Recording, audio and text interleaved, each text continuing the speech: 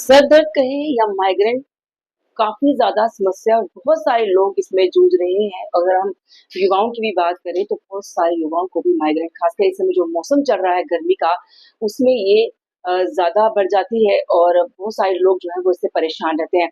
आखिरकार माइग्रेन असल में है क्या? और क्या आयुर्वेद में इसका इलाज है प्रॉपर तरीके से? क्योंकि बहुत सारे लोग ऐसे कहते हैं कि अगर आपको माइग्रेन हो तो शायद वो ज़िंदगी भर ठीक होता नहीं, सिर्फ़ आपको दवाइयाँ खानी पड़ती हैं। लेकिन क्या आयुर्वेद में ऐसा कोई जादू है कि माइग्रेन जैसी प्रॉब्लम भी ठीक हो जाए और गर्मियों में आखिरकार ये क्यों ज़्यादा होता है? इस पर हम बातचीत करेंगे। हमारे साथ डॉक्टर सन्नी देवगन यहाँ पे मौजूद हैं।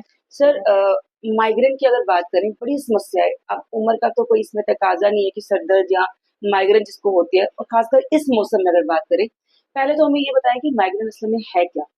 देखिए, माइग्रेन को हमारे आयुर्वेद टर्मिनोलॉजी में अर्धावैदिक बोलते हैं। मतलब आधे सिर का दर्द, कि चाहे आइदर साइड किसी भी पोर्शन में हो जाता है, चाहे हाफ पोर्शन में जो सिर में दर्द होता है, उसको माइग्रेन बोलते हैं।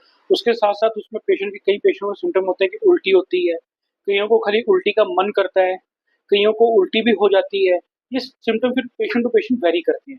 तो आधे सिर के दर्द को हम आयुर्वेद में माइग्रेन बोलते हैं, अर्धावेदक। ये मेनली अगर आयुर्वेद के हम अनुसार चलें, तो वात और पित्त की जो जब प्रकोप होता है, तो उसके कारण ये माइग्रेन बनता है, दर्द बनता है। सर ये किसी भी उम्र में हो सकता है ये? देखिए, आज पहले तो होता था कि ये बड़ों को ही होता था स्ट्रेस, एंग्ज़ायटी से। लेकिन आज छोटे-छोटे बच्चे भी हमारे पास केस आ रहे हैं कि 8 साल के, 10 साल के बच्चे को फ्रीक्वेंट हेडेक है, पढ़ने बैठते हैं तो दर्द शुरू हो जाता है। हालाँकि अब पेरेंट्स ने क्या किया, आईसाइट चेक कराते हैं तो वो भी कई बार नॉर्मल होती है, माइल्ड सा थोड़ा-सा फ़र्क आता है। अब छोटे बच्चे इसलिए कि एक तो मोबाइल फ़ोन के हमारा ज़्यादा, बच्चों को भी आज जैसे ऑनलाइन क्लासेस बीच में कोविड के टाइम पे चल रही थी, तो इसके कारण भी थोड़ा माइग्रेन का उनको इफ़ेक्ट देखने को मिल रहा है छोटे बच्चों को। सर क्या सिम्पटम नज़र आए खासकर अगर बच्चों की बात करें क्योंकि जो बड़े होते हैं उनको समझ में आता है कि बहुत सर दर्द हो रहा है या कुछ ऐसा। क्या सिम्पटम बच्चों में ऐसे नज़र आए कि हम समझे कि माइग्रेन के लक्षण हैं?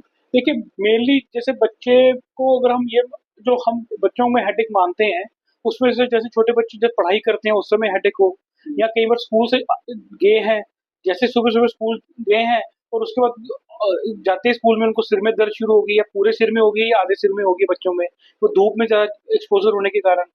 जैसे बच्चे दिन में धूप से वापस आते हैं, तो धूप का एक्सपोज़र होता है, तो उसमें जो सिर दर्द की एक शिकायत है, वो एकदम एक वन काइंड माइग्रेन ही हम इसको कंसीडर करते हैं। तो जो मौसम इस समय हालाँकि किसी भी मौसम में हो सकता है लेकिन जो इस समय गर्मियाँ चल रही हैं, ऐसे में क्या वजह है कि इसमें सबसे ज़्यादा जो है देखने को मिल रहा है? देखिए, गर्मियों में क्या होता है कि बेसिकली जो माइग्रेन में क्या होता है, नर्व्स इरिटेबिलिटी हो जाती है, नर्व्स इरिटेट हो जाती हैं।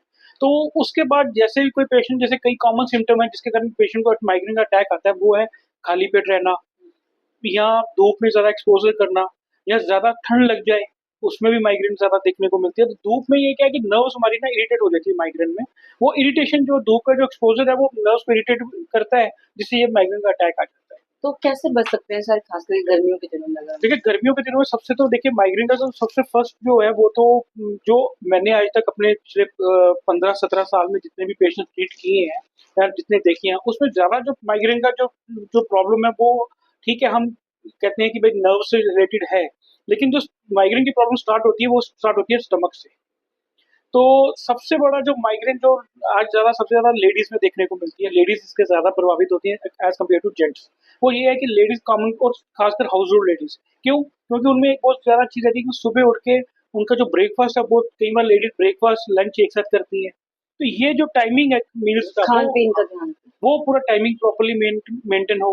अब धूप में अगर जैसे इस मौसम में आप बोलते हैं जिनको धूप में जाने से दिक्कत होती है, तो जैसे आज ठंडी चीज़ें मिलती हैं, जैसे कुकुम्बर, खीरा, तरबूज, खरबूजा, इन चीज़ों का अगर कोई पेशेंट रेगुलर इंटेक करे, तो जो नर्व्स की इरिटेशन जो धूप के कारण हो रही है, उससे थोड़ा जो गर्मी का इफ़ेक्ट हमारी नर्व्स पे पड़ेगा, वो थोड़ा काम डाउन हो जाएगा। सर ऐसे तो हम देखते हैं जो डॉक्टर्स के पास हम लोग जाते हैं वो उसकी दवाई देते हैं ना अमूमन ये कहा जाता है कि माइग्रेन का कोई इलाज है नहीं, लाइफ टाइम में आपको उससे जूझना पड़ता है। लेकिन आप आयुर्वेदिक से जुड़े हुए हैं और आयुर्वेद आजकल कहाँ पहुँच गए सब जानते हैं कि क्या आयुर्वेदिक में ऐसा कोई इलाज है कि माइग्रेन हो ना, अगर हो तो कैसे बचा जाए? देखिए, माइग्रेन ये तो नहीं बोल सकते कि माइग्रेन ना हो। ये कोई भी डॉक्टर क्लेम नहीं कर सकता कि यानी हाँ कि जी भई, सावधानी बरतने से भी नहीं। कि भई कोई भी भई अगर मैं आज आपको मेडिसिन देता हूँ और मैं ये चैलेंज करके दे दूँ कि नहीं जी आपको माइग्रेन का अटैक नहीं होगा। हाँ, ये ज़रूर है कि आयुर्वेद में, कि जैसे एलोपैथी में क्या है कि पेन किलर देनी पड़ती है, पेशेंट को रिलीफ आता है। आयुर्वेदिक की मेडिसिन के साथ कई बार ऐसा होता है कि पेशेंट अगर पूरी सावधानी करता है, पूरे अपने प्रिकॉशंस रखता है, खाने का जो भी यानी जैसे आयुर्वेद में बोला गया है कि रोग निदानम ही सर्वप्रथम चिकित्सा, कि जो अपने जो ये ट्रीटमेंट शुरू करने से पहले जिस चीज़ों से ये प्रॉब्लम हो रही है, अगर वो उन चीज़ों से थोड़ा दूर रहता है, परहेज़ रखता है, तो उसको प्रॉब्लम होती ही नहीं है। अगर होती भी है तो उसको अटैक इतना सीवियर नहीं रहता है, जैसे कई पेशेंट में 36-36 घंटे तक अटैक चलता है, 48 घंटे तक अटैक चलता है। तो आयुर्वेद से ये हो जाता है कि जो उसके आयुर्वेद ट्रीटमेंट से कि उसका जो अटैक है, वो 1 घंटे, 2 घंटे तक रहेगा। अगर उसको 5 दिन में या 6 दिन में, 7 दिन में रिपीटेड अटैक होना है या 2 दिन में रिपीटेड अटैक होना है, तो वो 15 दिन या 20 दिन या ऐसे फीचर देखने को मिलेंगे। और जैसे-जैसे पेशेंट आयुर्वेद ट्रीटमेंट को आगे कंटिन्यू करता है, तो उसका जो अटैक की जो ड्यूरेबिलिटी है और जो लॉन्गेविटी है, वो कम होती जाएगी। और कई बार ऐसे आयुर्वेदिक में पूरा इलाज है इस चीज़ जी, का। देखिए है, बिल्कुल है। तो क्या चीज़ आयुर्वेद में ऐसा है जो माइग्रेन को रोके? ऐसी चीज़ें कुछ ठीक है, फॉर्मूला हो? मेडिसिन्स तो एक पार्ट भी है। बाकी जो रहेगा डाइट रेजिम रहते हैं कि पेशेंट का सबसे बड़ी है कि उसको खान-पान अपना संतुलन रखना है, किस समय खाना है ये बहुत मेन इम्पोर्टेंट है। कौन-सी चीज़ किस समय खानी है ये भी बहुत इम्पोर्टेंट है। तो ये बड़ा जो माइग्रेन के पेशेंट में जो डाइट है वो बहुत सबसे पहले रोल प्ले करती है। बच्चों को क्या अपील करेंगे कि वो माइग्रेन से बचें? तो ये सबसे बड़ी बात है कि मोबाइल से दूर रहें। जो इम्पॉसिबल है।